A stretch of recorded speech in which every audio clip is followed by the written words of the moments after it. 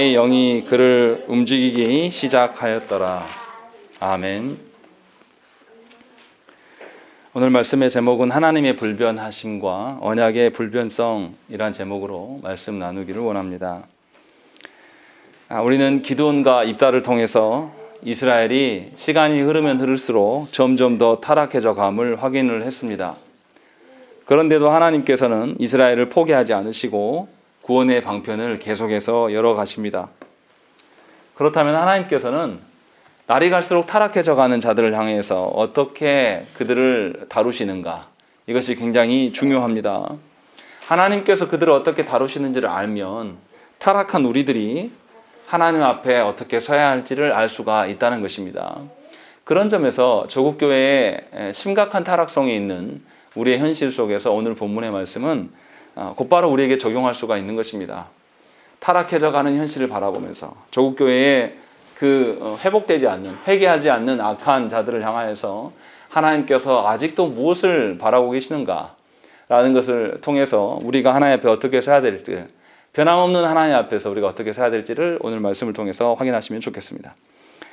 먼저 우리가 보시면 오늘 본문이 처음부터 삼손에 대한 이야기가 나오는 것이 아니라 세 소사사에 대해서 이야기 나옵니다. 세 명의 소사사가 나옵니다. 입산과 엘론과 압돈이 이렇게 등장을 합니다. 사사기에서는 이렇게 사사라고 보기에 민망할 정도로 몇 절 안 되는 언급들을 하는 사사들이 있습니다. 이 사사들을 우리가 일반적으로 소사사라고 이야기를 하고 자세하게 상세히 기록하고 있는 사사들을 대사사로 분류합니다. 그래서 온니엘과 에웃이 대사사이고 삼갈은 딱 한 절만 기록된 소사사입니다. 그리고 기드온이 대사사로서 아주 오랫동안 기록하고 있고, 그리고 돌라와 야일이 소사사로 그 사이에 끼어 있습니다. 그리고 우리가 지난주까지 보았던 입다가 대사사이고, 오늘 본문에 등장하는 세 사람, 이 입산과 엘론과 압돈이 소사사입니다. 사사기 저자는 이런 방식으로 기록을 하고 있어요. 처음에 사건 사이에 한 명의 소사사, 그리고 두 사건 사이에 또 두 명의 소사사, 그 다음 사건에서 세 명의 소사사가 나타납니다. 그런데 뒤로 갈수록 사사들이 점점 더 사사답지 못하고 극악의 상황들을 계속해서 보여줍니다. 굉장히 충격적인 사건들로 계속 이렇게 나타납니다. 그래서 이 소사사를 두심으로 말미암아서 우리에게 무엇을 알리려고 하시냐면, 이스라엘이 이렇게 타락했음에도 불구하고 소사사는 한두 절로 기록이 끝나요. 그 소사사가 있는 동안에 이스라엘이 평안했다. 이거를 동일하게 계속 말씀하십니다. 다시 말하면 이스라엘이 어떠한 극악의 상황에 있을지라도 하나님은 너무나 이상하게 이스라엘 백성들을 여전히 생존케 하시고 보호하시고 이끌어 가시더라. 이 이야기를 소사사의 한두 절 이야기로 우리에게 말씀하고 있는 것입니다. 우리는 어떻게 생각하냐면, 우리가 하나님 앞에 순종하지 못했기 때문에 우리의 어떠함을 근거로 하나님의 구원이 끝나버렸다. 내가 하나님 앞에 쓸 낯짝이 없다. 이런 식으로 구원을 바라보는 분들이 참 많아요.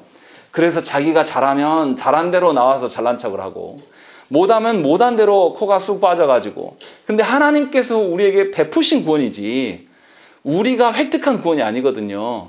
그런데 많은 성도들이 하나님께서 베푸신 구원의 근거가 하나님께 속해 있음을 인정하지 않고 자신이 어떻게 하는가에 따라서 하나님께 태도가 달라집니다.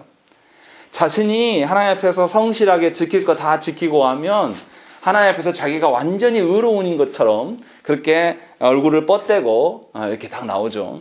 그런데 또 자기가 뭔가 잘못했고 하나님 앞에 설 낯짝이 없을 때는 모든 것이 끝난 것처럼 그렇게 구원을 바라봐요. 그러면 삶이 어떻겠습니까? 자신의 행동 여하에 따라서 좋았다가 나빠졌다. 이것은 하나님이 베푸신 구원이 아니에요. 그렇지 않겠습니까? 물에 빠진 사람 건져놨는데 이 건져놓은 사람이 자신이 물속에 어떻게 빠져간 것 놓고 그 자신이 한 것 때문에 뭔가를 이야기하고 있으면 이 건진 사람이 얼마나 힘이 없겠습니까?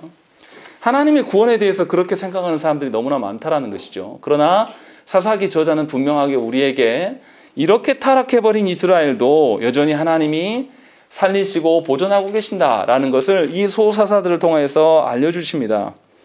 그래서 오늘 말씀에도 보면 입산과 이 엘론과 압돈에 대한 기록들이 그런 내용이에요. 입산의 이야기를 보세요. 입산에 보면은 9절 말씀에 보면 자녀가 몇 명입니까? 아들 30명과 딸 30명이나 기록되어 있습니다. 그리고 압돈의 경우는 어떻습니까? 압돈은 더 많아요. 압돈은 14절에 보면 아들 40명과 손자 30명이 있다라고 기록을 하고 있는 것입니다. 이것은 이스라엘 백성들이 앞으로 소망이 있다는 소리입니까? 없다는 소리입니까? 여전히 이스라엘 백성들이 타락하였어도 자녀가 많고 자녀를 통하여서 하나님의 구원의 어떠함을 암시하기 때문에 아직도 이스라엘에게는 소망이 있다라는 것을 우리에게 보여주는 것입니다. 분명히 이스라엘은 윤리적으로도 신앙적으로도 결함이 많은 자들이에요.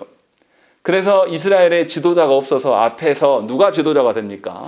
기드온의 장로들이 동네 깡패들을 사람들을 것들을 약탈하는 그런 조폭과 같은 사람들 그 입다를 자신들의 지도자로 삼는 것을 우리가 보았습니다. 이스라엘과 이스라엘의 지도자가 아주 형편없는 사람이 되어지는 것을 우리는 계속해서 보았습니다.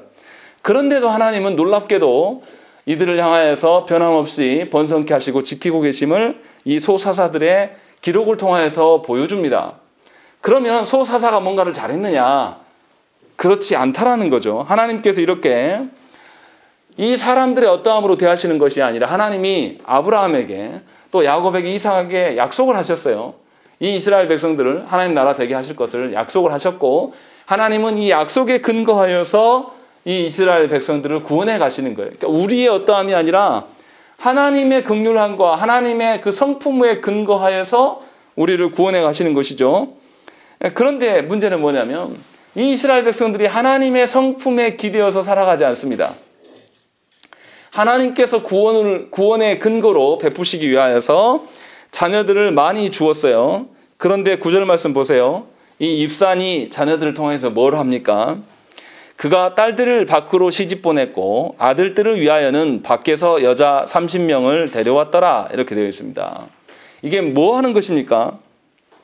하나님의 주신 자녀를 통하여서 하나님의 구원의 어떠함과 이 나라를 세워갈 어떤 일꾼들을 세워가는 것이 아니라 이 입사는 자녀를, 이 딸들을 서로 주고받는 일을 이렇게 하는 거죠. 밖에서 구해왔다라는 뜻은 이 이방 여인과 결혼했다 그런 의미보다도 이스라엘 백성 안에서 각가지 사돈 관계를 다 맺는 거예요. 지금 뭐 하는 겁니까? 정치를 하고 있는 거예요. 자신의 정치적인 입지나 경제적인 입지를 넓히기 위하여서 하나님께서 베푸신 구원의 의미로 주신 자녀들을 남용하고 있는 것을 우리가 볼 수가 있는 것입니다. 이처럼 하나님께서는 이스라엘의 타락한 중에서도 숨 쉴 수 있는, 다시 회복할 수 있는 만 기회를 주시기 위하여서 소사사들을 세우셨는데 이 소사사들마저도 자신의 이기적인 목적으로 서 있은 것을 오늘 본문에서 볼 수가 있는 것입니다. 그렇다면 하나님께서 이렇게 악한 자들, 자신들밖에 모르는 자들을 향하여서 왜 여전히 번성함을 주실까요? 이스라엘이 하나님께 구원받을 만한 가치가 있어서가 아니에요. 이스라엘이 그럴 만한 존재여서가 아니라 하나님께서는 이스라엘과 맺은, 그의 조상들과 맺은 하나님의 언약에 근거하여서 이스라엘을 대우하고 계시는 것입니다. 이스라엘이 비록 타락했을지라도 하나님은 여전히 언약에 근거하여서 이스라엘을 대우해 주고 계신답니다. 그렇다면 우리는 그 하나님 앞에서 어떻게 살아야 되겠습니까? 하나님께서 언약에 근거하여서 우리를 대우하신다라면 우리 역시도 마땅히 그 크고 높으신 하나님이 언약으로 우리를 다루시면 우리 역시도 언약에 근거해서 하나님을 바라봐야 되는 것입니다. 그런데 우리는 그렇게 하지 않아요. 언제나 우리가 하나님을 대하는 태도들은 내 상황과 내 형편에 근거하여서 하나님을 대합니다. 내 상황이 좋아지면 하나님 앞에 헤헤거리고 내 상황이 나빠지면 하나님이 없는 것처럼 우리가 그렇게 살아가요.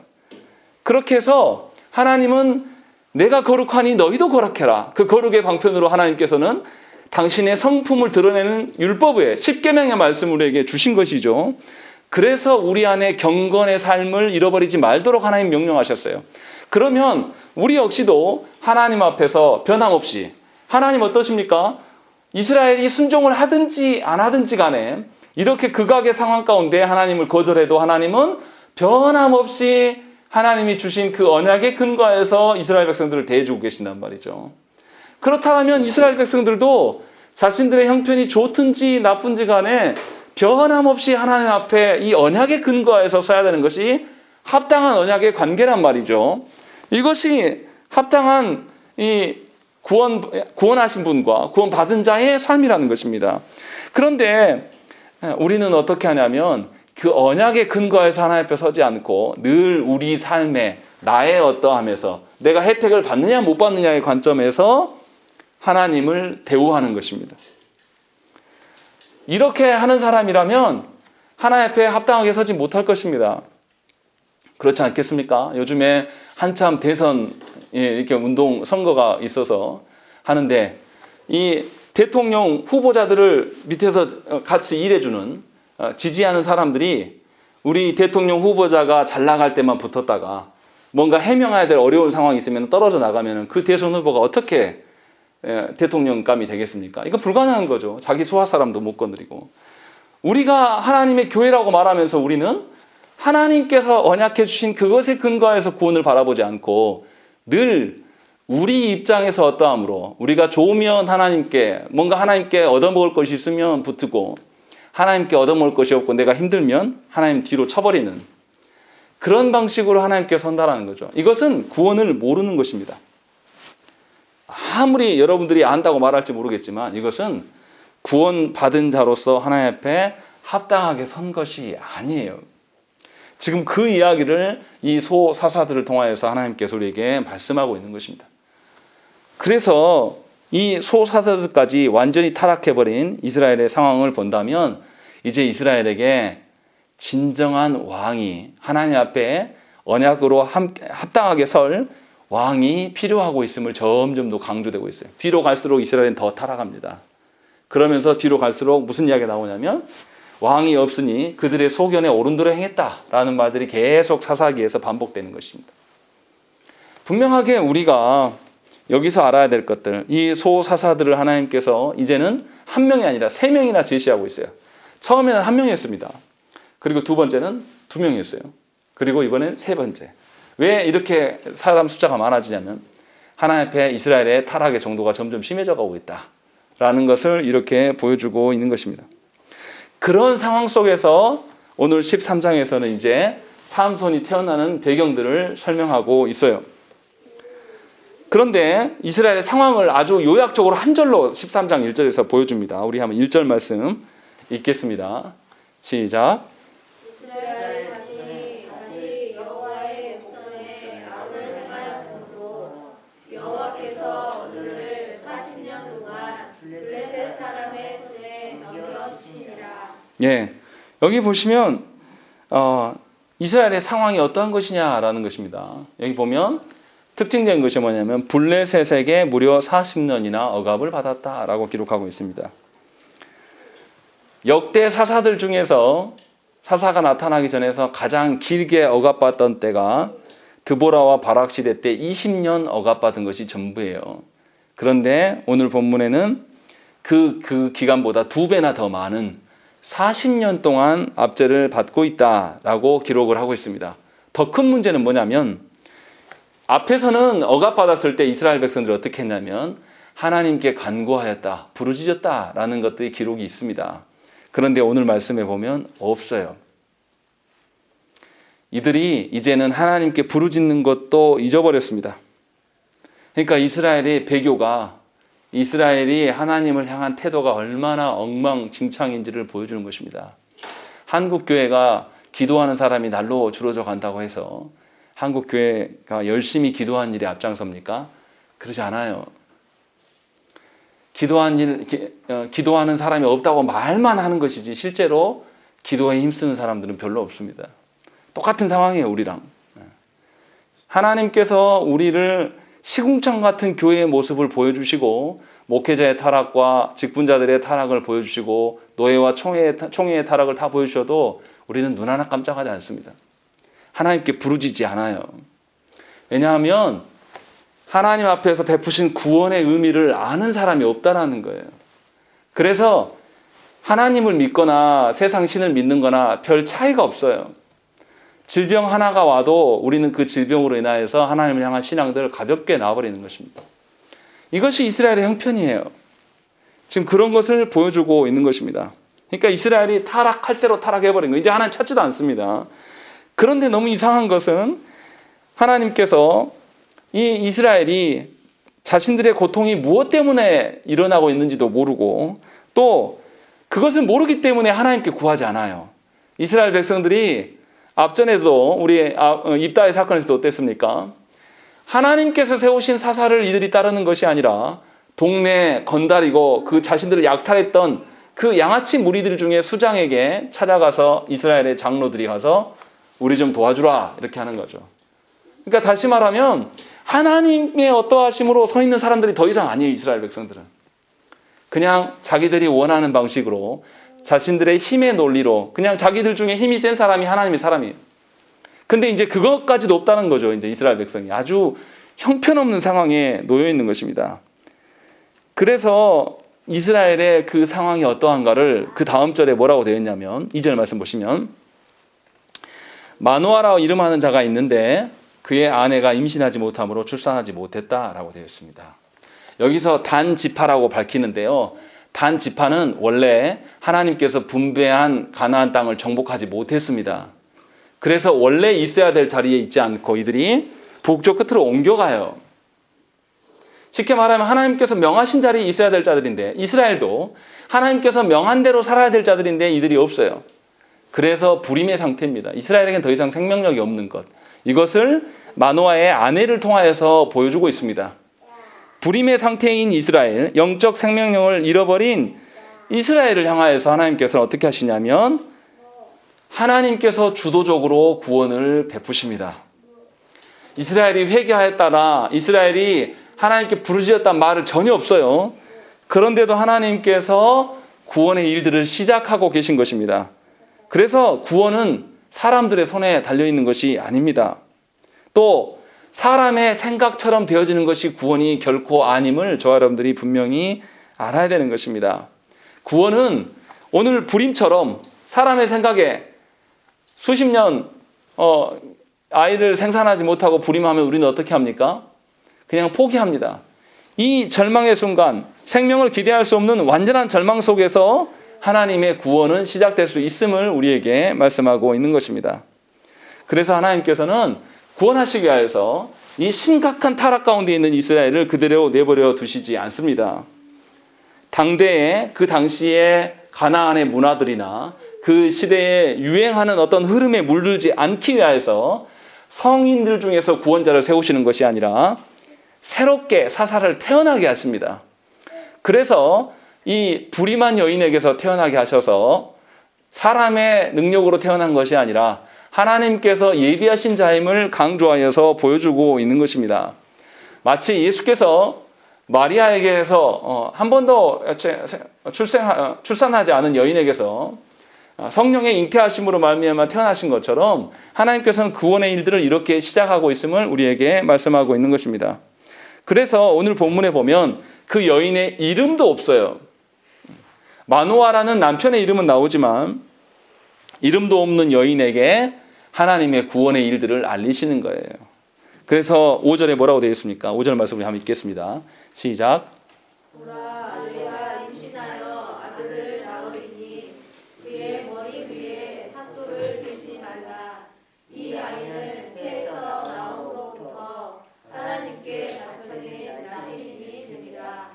그가 그셋 사람의 손에서 이스라엘을 구원하시기 시작하리라 하시니. 예, 놀랍게도 이스라엘의 구원을 누구한테 말하냐면 이름도 없는 여인에게, 그것도 불임한 여인에게 말씀하시고 이 구원자가 네 뱃속에서부터 나올 것이니 이 구원할 아이를 나실인으로 키워야 된다라는 것을 하나님께서 밝혀주고 있는 것입니다. 그래서 나실인의 규례를 하나님께서 알려주고 있어요. 사실은 나실인의 규례를 알려주지 않아도 이스라엘 백성이라면 다 알아야 될 조항들이에요. 그런데 이들이 이것조차 잘 몰랐던 것으로 보입니다. 그래서 하나님께서 이것을 말씀하세요. 포도주를 금해야 되고 머리카락을 잘라서는 안 되고 시체를 만져서 부정하게 자라게 하면 안 된다라고 이야기를 하고 있는 것입니다. 그리고 이 여인에게 아들만 그렇게 키우라고 하는 것이 아니라 이 여인도 술 마시지 말고 7절 말씀 보시면 네가 임신하여 아들을 낳으리니 이제 포도주와 독주를 마시지 말며 어떤 부정한 것도 먹지 말라라고. 이 여인도 몸가짐을 조심해야 할 것들을 하나님께서 명령하십니다. 사실 하나님께서는 이스라엘을 뭘로 삼으셨습니까? 이스라엘을 가나안 땅에서 애굽에서 건지셔서 가나안 땅에 이끄실 때 하나님께서 이스라엘에게 십계명을 주시기 전에 출애굽기 19장에서 뭐라고 합니까? 내가 거룩하니 너희도 거룩해야 되고 그래서 너희는 내 소유고 너희는 거룩한 제사장의 나라가 될 것이다 라고 말씀하신 것이죠. 사실은 지금 이것을 누구에게 말씀하고 있는 것입니까? 이 어린아이 한 사람에게 말하는 것이 아니에요. 하나님의 언약 백성이라면 모두가 이 나실인의 삶을 살아야 될 것들을 하나님께서 말씀하고 계십니다. 그래서 아무 생명도 없는 불임한 여성에게, 이스라엘이죠, 이 여성이 나타나는 것은, 이 이름 없는 자들을 하나님께서 세상 속에서 택하셔서 남편 마노아에게 하나님 말씀하신 것이 아니라 이 여인에게 직접 말씀하시면서 분명하게 너희는 구별된 백성이 될 것들, 너도 조심하고 너의 네 뱃속에서 난 아이도 하나님이 보실 때 합당한 방식으로 양육해야 될 것들을 말씀하고 있는 것입니다. 즉 우리에게 적용하면 우리의 자녀만이 아니라 우리도 하나님께서 언약 백성으로 삼으셨다는 것은 우리를 세상 사람들처럼 살게 하시기 위하여서 부르신 것이 결코 아니라는 것입니다. 구원받은 백성은 하나님의 어떠하심으로 인하여서 구원받았단 말이에요. 하나님의 주도적인 역사하심으로 우리를 구원하신 거예요. 우리가 하나님의 구원에 뭔가 보탬을 하고 뭔가 한 게 아니란 말이죠. 하나님의 주도적인 사역으로 우리를 부르셨기 때문에 우리는 거룩하게 살아야 돼요. 우리 모두가 나실인으로서의 삶을 살아야 되는 것이 정상적인 언약 백성의 당연한 의무입니다. 그래서 하나님께서는 우리에게 세례를 베풀어 주시고 우리만이 아니라 우리 자녀들, 신생아인 이 자녀들에게 유아 세례를 시행케 하심으로 말미암아서 나뿐만이 아니라 네 자녀까지, 아직 아무것도 모르는 이 젖먹이까지 다 하나님의 언약 백성으로서 구별된 나실인이다 라는 것을 우리에게 명령하시면서 살아가라고 말씀하시는 것이죠. 그런데 저국교회 현실을 볼 때에 정말로 이것이 교회인가, 나실인은 고사하고 교회인가 싶은 것들이 너무나 많이 보여요. 목회자들만 그런 것이 아니라 성도들 역시도 마찬가지입니다. 이게 정말로 구별된 자들인가 싶을 정도로 어딜 봐서 구별된 것인가 라는 생각이 들 정도의 삶을 우리가 살아가고 있는 것입니다. 그러니까 하나님의 말씀대로 살아가는 것은 복받기 위함이 아니에요. 구원받았으면 마땅한 것이라는 거죠. 당연한 것이에요. 우리 자녀들을 바라볼 때도 부모된 자가 이 자녀를 바라보면서 뭐를 생각해야 되냐면, 이 아이는 세상과 구별된 아이구나. 하나님 그래서 나에게 주셨구나.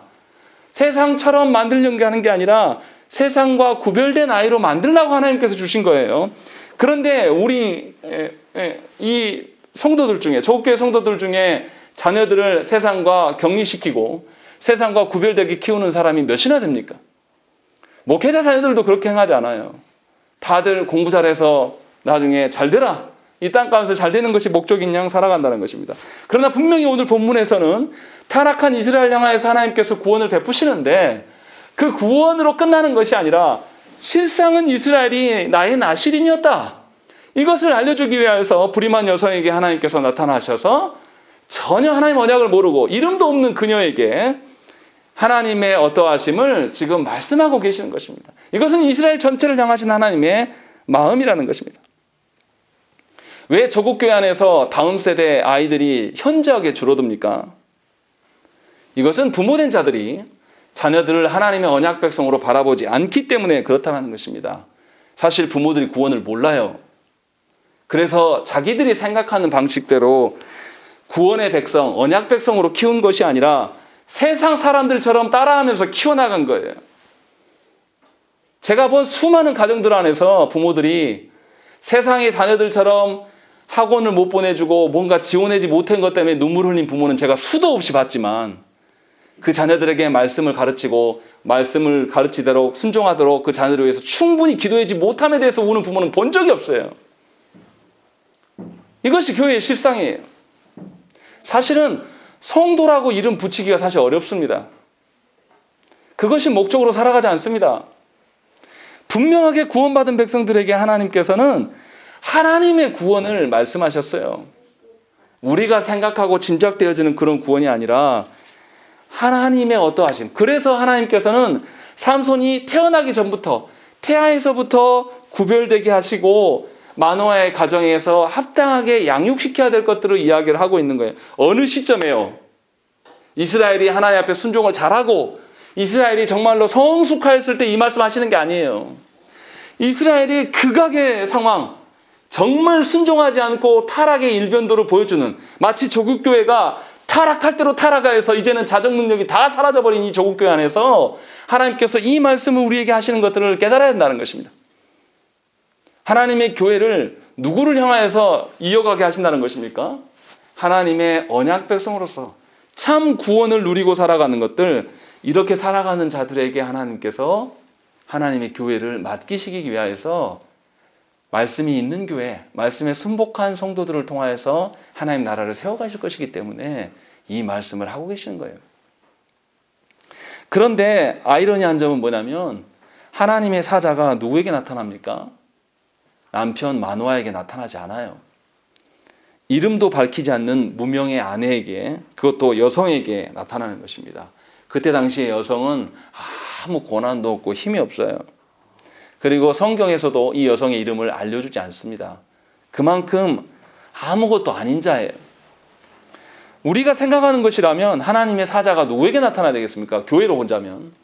우리는 대부분 다 하나님의 사자는 목사에게 나타나야 한다고 생각하고, 또 뭔가 인품이 있고 교회 안에서 힘께나 쓰는 장로, 그냥 시골에서 농사나 짓고 힘없는 장로 말고요, 기업체를 갖고 있고 헌금도 많이 하는 그런 장로들에게 나타날 것이라고 우리 교회, 우리 조국교회 성도들은 대부분 다 그렇게 생각할 거예요.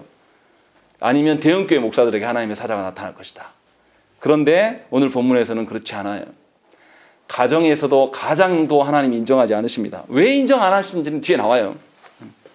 그래서 분명하게 마노아가 아니라 이름도 없는 여인에게 나실인으로 키워야 함을 명하십니다. 그리고 이 말은 반대로 생각하면 이스라엘에게 합당한 지도자로 세울 사람이 있다는 것입니까? 없다는 것입니까? 지도자를 키울 만한 사람도 이스라엘은 한 명도 없다는 거예요. 그러니까 이름 없는 겸손한 이 여인에게, 그것도 불임하였어요. 불임한 여성이면은 얼마나 사회적으로 괄시받았겠습니까? 이 여성에게 하나님의 사람 하나님께서 위탁하고 있는 거예요. 왜요? 이 여성, 겸손한 여성만이 하나님의 말씀에 크게 반응할 수 있기 때문에 하나님께서 그렇게 하시는 거예요. 하나님께서 참담한 조국교회 현실 가운데 왜 계속해서 말씀대로 살아라고 하나님 말씀하시는가? 이 부분에 대해서도 우리가 깨어 있어야 돼요. 우리가 조국교회를 이끌 만한 사람입니까? 저를 볼 때도 그래요.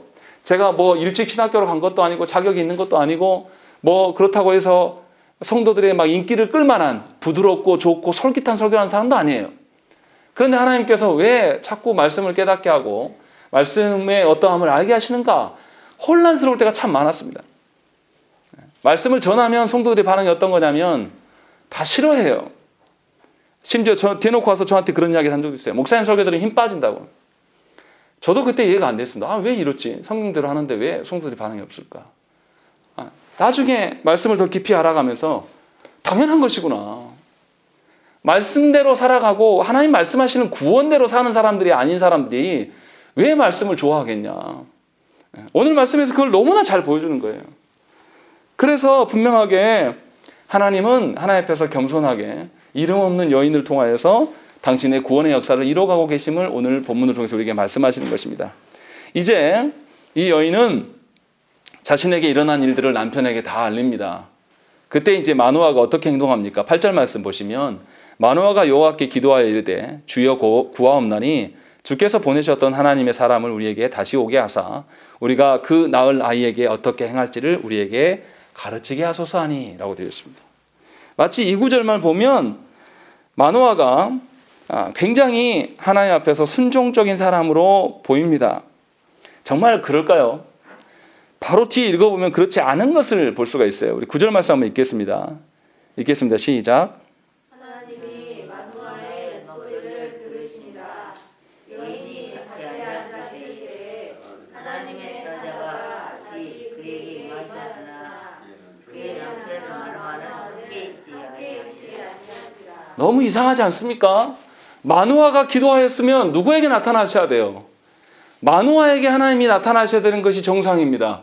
그런데 하나님이 9절에서 분명히 마누아의 목소리를 들었지만 마누아에게 아내에게 나타나고 마누아의 남편은 함께 있지 않았다라는 것을 분명하게 사사기 저자는 밝혀주고 있는 것입니다. 문제는 마누아의 태도가 어떠한가가 분명히 드러납니다. 11절 말씀 보세요. 마누아가 일어나 아내를 따라가서 그 사람에게 이르되 그에게 묻되 당신이 이 여인에게 말씀하신 그 사람이니까? 라고 물어봐요. 마누아는 어떻습니까? 이 마누아의 아내가 처음에 하나님의 사자가 자신에게 임하였을 때 남편에게 뭐라고 말하냐면 6절 말씀 보시면 이에 그 여인이 가서 그의 남편에게 말하 이르되 하나님의 사람이 내게 오셨는데 그의 모습이 하나님의 사자의 용모 같아서 심히 두렵다라고. 그리고 어디서부터 왔는지 그의 이름이 뭔지도 모른다라고 이야기를 해요. 그러니까 분명하게 아내가 뭐라고 그랬냐면 하나님의 사람인 줄 알았는데 용모가 하나님의 사자 같다. 분명히 이렇게 밝혀줬는데 이 사람은 뭐라고 그러냐면 11절 말씀에 남편은 여인에게 말씀하신 그 사람입니까? 이렇게 이야기를 해요. 그리고 뒤에서도 16절 말씀도 보면 뭐라고 합니까? 그가 여호와의 사자인 줄을 마누아가 알지 못하였다라고 이야기하는 것입니다. 그러니까 앞에서 지금 마누아는 어떻게 건성으로 들은 거냐면 아내가 전한 말을 듣고 선지자 중에 한 명으로 생각을 한 거예요. 그냥 사람 생각이라고 본 거예요. 이 마누아가. 그렇게 해서 분명하게 마누아는 아내의 말을 듣지 않습니다. 왜 아내의 말을 안 들을까요? 그때 당시에 여인은, 그것도 불이 많은 여인은 아무런 능력이 없는 사람이에요. 그래서 사회적으로 무시하는, 그러니까 그때 당시에 사고방식으로 살아가는 사람이에요, 이 마누아는. 그래서 분명하게 아내의 말을 귀담아 듣지도 않아서 하나님의 사자를 사람으로 간주하고 있습니다. 그래서 17절에도 뭐라고 합니까? 마누아가 또 여호와의 사자에게 말하되 당신의 이름이 무엇이니까? 라는 것입니다. 여호와의 사자가 자신의 이름을 말하겠습니까? 하나님께서 보내신 사람이니까 하나님의 어떠하신 밖에 말할 수 없는 존재예요. 그런데 이 미련한 마누아는 당신의 이름이 뭡니까? 라고 물어보고 더 어이없는 것은 뒤에 당신의 말씀이 이루어질 때 우리가 당신을 존귀히 여기리이다 라고 이야기하는 것입니다. 사실 이 생명을 주신 분은 누구십니까? 불임한 여인에게 하나님께서 생명을 주시는 것, 하나님께서 주시는 것이 이스라엘 백성들에게 모두에게 알려진 바예요. 그런데 이 마누아는 아무 생각이 없어요. 그래서 만약에 자녀를 낳으면 당신, 하나님의 이름이 아니라 당신의 이름을 존귀히 여기겠다라고 이야기를 하는 것입니다. 마누아는 자신이 확신할 때까지 하나님의 어떠하심을 귀담아 듣지 않습니다. 누구 말도 듣지 않는 사람이에요. 굉장히 고집스러운 인간입니다. 그리고 마누아는 합당한 제사의 방편도 알지 못했습니다. 15절에 뭐라고 합니까? 마누아가 여호와의 사자에게 말하되 구하옵나니 당신은 우리에게 머물러서 우리가 당신을 위하여 염소 새끼 하나를 준비하게 하소서. 그러니까 하나님의 사자라고 안 보기 때문에, 선지자라고 보기 때문에 이렇게 말하는 것이죠. 그때 여호와의 사자가 뭐라고 합니까? 번제를 준비하라거든 마땅히 여호와께 드릴지니라 라고 이야기하는 것입니다. 이 정도면 알아챘어야죠. 그런데 이 사람이 계속해서 뭐냐면 여호와의 사자인지 모르고 당신의 이름을 알려주면 우리가 당신의 이름을 존귀히 여기겠다라고 해요. 그러니까 지금도 마누아는 하나님의 어떠하심 속에 서 있는 사람이 아니에요. 마누아는 그냥 사람들끼리의 그런 사람이에요. 사람의 어떠함으로 바라보고 사람 누군가가 와서 이 여인에게 아이가 태어나게 될 것이다라고 점지해주는 그런 방식으로 서 있는, 그러니까 신앙이라고는 하나도 찾아볼 수 없는 엉터리 같은 남편이에요. 그래서 분명하게 하나님 앞에 예배하는 방편도 몰라요. 하나님께 번제하는 것은 오직 하나님께만 드려야 될 것들, 그리고 하나님께서 분명히 자녀를 주시겠다고 약속하셨으면 응당 하나님께 예배해야 되는 것이 합당한 것이죠. 그런데 마누아는 언약 백성의 그 거룩함을 담당하는 제사의 목적과 방편도 알지 못한 자예요. 그러니까 얼마나 형편없는 자입니까? 그래서 여호와의 사자는 마땅히 번제는 하나님께 돌려드려야 될 것을 가르쳤고 또 자신은 여호와의 사자임을 계속 드러내 보이기를 원한다는 것입니다. 정리하면 마노아는 아내도 신뢰하지 않는 사람이에요. 게다가 더 큰 문제는 영적인 분별력이 전혀 없습니다. 굉장히 어리석고 고집스러운 사람이에요. 그래서 마노아의 상황은 하나님께 합당한 제사, 오직 하나님께만 예배해야 되는 것도 모르는 사람입니다. 하나님의 사자를 통해서 어떠한 것이 드러나야 될 텐데 이 사람은 하나님의 사자도 사람으로 간주하는 그런 사람인 것이죠. 그래서 자신의 아내, 임신하지 못하는 아내가 잉태한 것에 대해서 하나님의 놀라운 사역으로 간주하지 않습니다. 이 사람 아주 엉터리 같은 사람이에요. 그래서 하나님이 아닌 사람에게 번제를 올리려고 또 하나님이 아닌 사람을 존귀히 여기는 그런 모습들을 보여준 거죠. 그러니까 이 사람은 철저하게 인본주의적인 사람이에요. 하나님 앞에서 살아가는 것이 아니라 사람 앞에서 살아가는 그런 존재이다 라는 것은 성경을 계속 기록하고 있는 것입니다. 얼마나 이게 불안합니까? 생각을 해보세요. 하나님께서 이스라엘을 구원하기 위해서 타락할 대로 타락해버린 이스라엘에게 이제는 사사를 세울 때에 그 시대의 어떤 문화나 어떤 것에 영향받지 않고 온전히 구별된 사람으로 세우시기 위해서 하나님께서 새로운 사사를 태어나게 하셨어요. 그리고 어떤 가정에 맡기셨는데 그 가정도 난리구석이라는 거예요. 그 가정에 가장이라는 사람이 하나님의 언약도 모르고 제사 드리는 방편도 모르고 오직 하나님께만 영광 돌려야 될 것도 모르는 사람이에요. 그러니 삼손이 하나님의 말씀대로 잘할 수 있겠냐 이 말이에요. 굉장히 불안한 것이죠. 마노아는 이렇게 하나님의 특별한 섭리를 이해하지 못했습니다. 그래서 이런 신학적 무지를 또다시 보이고 있는 것입니다. 사실은 앞에서 말씀했던 입다보다 더한 사람인 거예요. 사실은. 그런데 놀라운 것은 뭐냐면 하나님께서 그러함에도 불구하고 이스라엘에게 이 나시린의 삶이 무엇인지를 이 가정을 통해서 알려줍니다. 근데 더 문제는 뭐냐면 마노아가 무식함이 또 드러나요. 충격적인 것은 이제 21절 말씀입니다. 21절, 22절 말씀이에요. 하나님께 이제 제단을 바쳐서 드리니까 하나님께서 이것을 다 받으셨습니다. 그리고 불로 다 태우심이 20절에 나타나요. 그리고 하나님의 사자도 불과 함께 올라가 사라지는 것을 보고 그제서야 마노아가 그가 여호와의 사자인 줄 알고 21절에 그렇게 말하고 22절에 뭐라고 되어 있냐면 그의 아내에게 이르되 우리가 하나님을 보았으니 반드시 죽으리로다 라고 이야기를 하고 있는 것입니다. 이 말은 맞죠. 하나님 본 사람은 죽으니까. 근데 이 사람이 얼마나 하나님에 대해서 아는 지식이 없으면 요 말만 알고 앞에 제사하는 것도 모르고 아무것도 몰라요. 그런데 아내의 말을 보세요. 아내의 말이 훨씬 더 신앙인의 모습이에요. 23절 말씀 보세요. 뭐라고 되어 있냐면 여호와께서 우리를 주기로 하셨더라면 우리 손에서 번제와 소제를 받지 아니하셨을 것이요 이 모든 일을 보이지 아니하셨을 것이며 이제 이런 말씀도 우리에게 이르지 아니하셨으리이다. 이 여인은 지금 뭐라고 이야기합니까? 계속해서 우리의 어떠함을 말하지 않아요. 이 여인은 하나님께서 우리에게 번제를 받아주심을 근거로 보니 우리 살지 않냐. 또 하나님께서 우리를 죽이시려고 했으면 왜 자녀를 주시고 그 자녀를 거룩한 백성으로 나시린으로 키우라고 말씀하셨겠느냐. 그래서 우리는 하나님이 말씀하신 것대로 우리가 살아가야 되지 않냐. 그래서 이 이름도 없는 여인은 하나님께서 우리에게 행하신 것을 말하면서 거기에서 소망을 찾아요.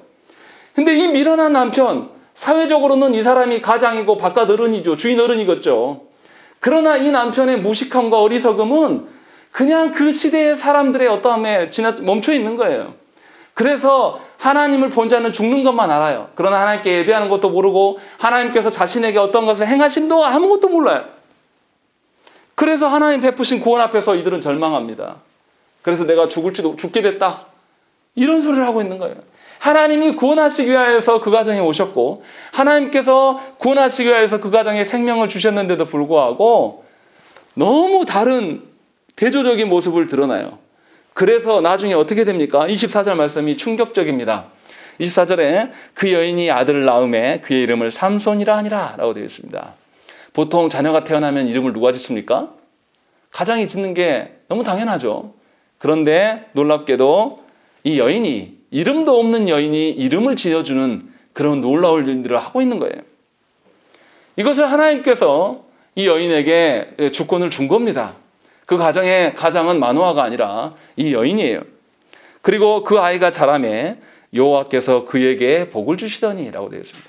형편없는 그 아버지 밑에서 자라도 하나님께서 이 자녀를 양육하고 키우심을 말씀해주고 있고 25절 말씀 보시면 여호와의 영이 그를 움직이기 시작하셨더라라고 이야기하는 것입니다.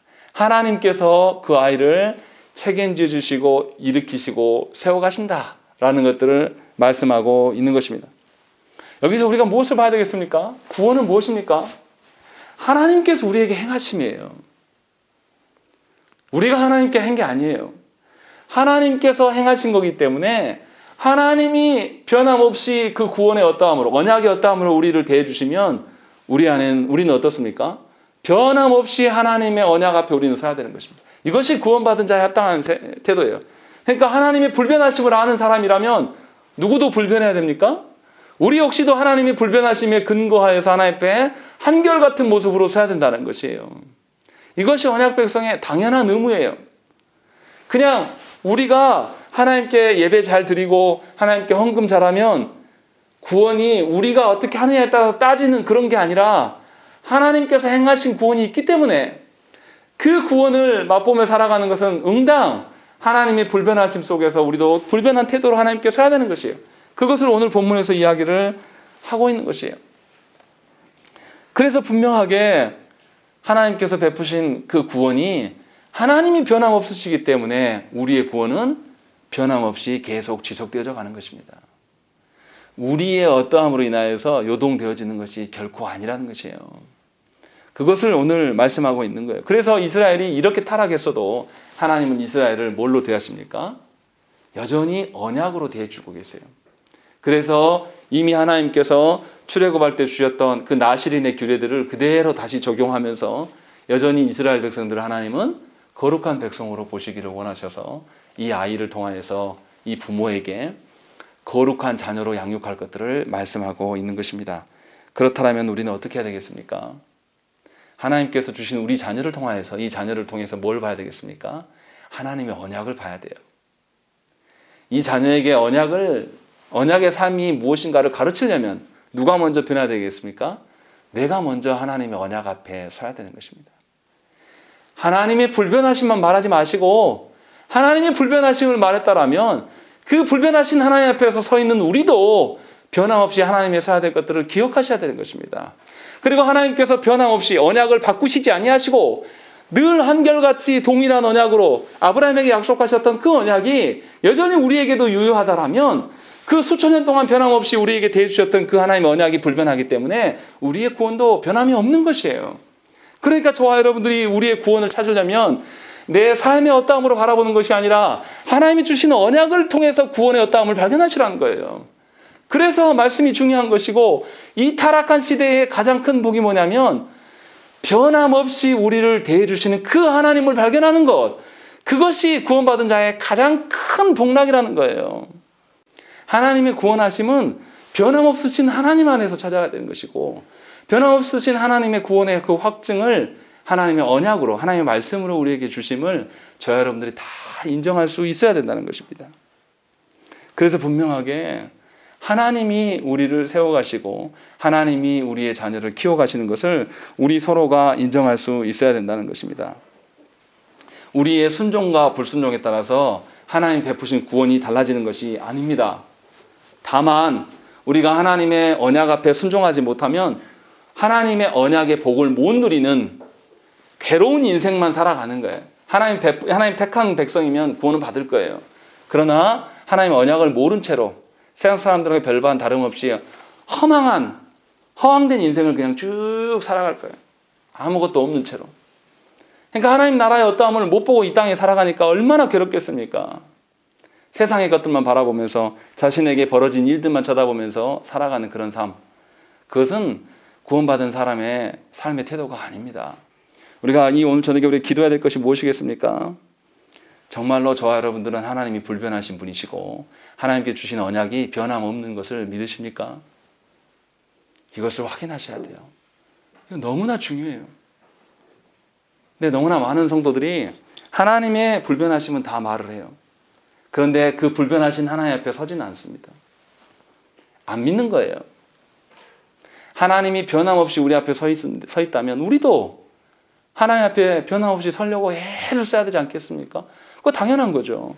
그리고 두 번째로, 하나님께서 우리와 우리 자녀들을 언약 백성으로 삼아 주셨어요. 이 의미가 무엇입니까? 정말로 저와 여러분들이 여러분들의 자녀들을 바라보면서 언약 백성으로 보기는 보십니까? 하나님의 언약이 변함없다라고 믿는 사람이라면 하나님의 주신 자녀들, 배우자, 또 교회 성도들 다 동일하게 언약 백성으로 바라볼 수 있어야 돼요. 그렇게 바라보는 사람이 자녀들에게 세상 학문을 더 가르친다고요? 있을 수 없는 이야기예요. 포기한 거예요. 그렇게 보지 않는다라는 것이죠. 그래서 우리가 정말로 우리가 하나님이 주신 모든, 우리가 마주하고 있는 모든 사람들을 하나님의 언약 백성으로 간주할 수 있기를 하나님께 기도해야 되는 것입니다. 그러면 이 자녀들을 하나님께 맡기지 내가 품고 어떻게 하지 않아요. 그리고 세 번째로, 우리가 하나님 앞에서 누구를 변화시킬 수 있겠습니까? 다 하나님이 변화시키시는 거예요. 그러니까 누가 변화되기를 하나님께 간구할 수 있지만 그 기대도 어디에 둡니까? 하나님께 두고 살아가는 거예요. 이 사람이 달라지지 않아도 변함없으신 그 하나님이 우리 가운데 있음을 믿고 하나님을 의지하면서 살아가는 것이 우리의 기도가 돼야 되고 우리의 삶이 돼야 되는 것입니다. 이것이 오늘 말씀에서 하나님께서 이스라엘 백성들에게 주시는 권면의 말씀이에요. 그러나 이스라엘에 세우신 사사 삼손은 그러한 삶을 살지는 않습니다. 전혀 상관없는 삶을 살아가요. 하나님 주신 능력을 가지고 헛된 것에 망가진 인생을 살아갑니다. 그러함에도 불구하고 히브리서 기자는 삼손을 의로운 믿음의 사람 중에 한 명으로 끼워 넣어서 말합니다. 왜 그런지는 다음 시간에 이제 우리가 할 거예요. 오늘 우리가 봐야 될 것은 하나님께서 우리에게 어떠한 구원을 말씀하시고 우리가 무엇에 기대어 살아갈지를 말씀하셨습니다. 그래서 바라옵기는 저와 여러분들이 진심으로 변함없으신 하나님, 또 변함없는 언약 앞에 서시기를 간절히 축원합니다. 함께 기도하겠습니다.